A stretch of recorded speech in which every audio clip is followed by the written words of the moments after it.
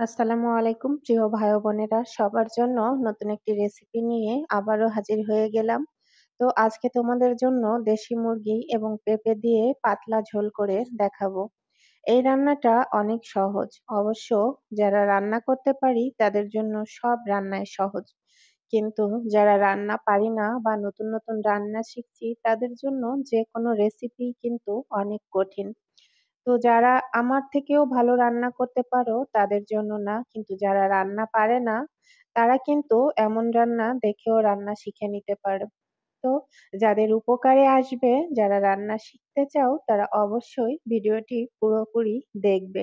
প্রথমেই পেঁয়াজ রসুন এবং আদা বাটা, সাথে দিয়েছি লবণ এবং হলুদের গুঁড়া, দিয়ে একটু নেড়েচেড়ে কষিয়ে তারপরে দিয়ে দিয়েছি জিরা বাটা এবং শুকনো মরিচ বাটা। তো মসলাটা একটু নেড়েচেড়ে কষিয়ে তারপরে দিয়ে দিয়েছি গোশ এবং পেঁপে কাটা। পেঁপেটা একটু মোটা মোটা করে কেটেছি বন্ধুরা। এই পেঁপেটা কিন্তু ঢাসা পেঁপে। আর পেঁপেটা সিদ্ধ হতে কিন্তু বেশ কিছু সময় লাগে। আর দেশি মুরগিটাও সিদ্ধ হতে মোটামুটি সময় নেয়। এজন্য পেঁপে এবং গোশটা একসঙ্গে দিয়ে কষিয়ে নিচ্ছি মসলা দিয়ে মাংসের সাথে।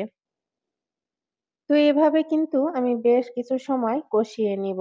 দেখতে পাচ্ছ বন্ধুরা, আমি সবসময়ের জন্য কিন্তু বাটা মসলা ব্যবহার করি। আর এই রান্নাটাতে আমি একটু মসলার পরিমাণটা কমই ব্যবহার করব। কারণ পেঁপে দিয়ে দেশি মুরগি দিয়ে আমি একটু পাতলা ঝোল করব। তো পাতলা ঝোল করলে একটু মসলার পরিমাণটা কমই দিবে বন্ধুরা।